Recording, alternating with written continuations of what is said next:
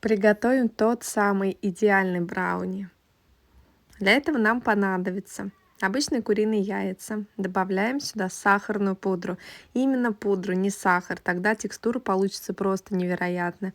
Вливаем растопленное сливочное масло. Добавляем растопленный шоколад. Я растапливала просто в обычной микроволновке. Все хорошенько перемешиваем блендером до однородной массы. Сюда же мы просеиваем какао и муку. И также перемешиваем.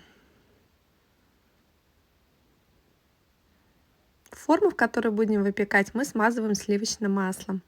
Вливаем нашу смесь. Еще я добавила белый шоколад просто кусочками и отправляем выпекаться. Друзья, это просто нереально вкусно. Я вам серьезно говорю, я перепробовала 3 рецепта брауни. Это идеальный.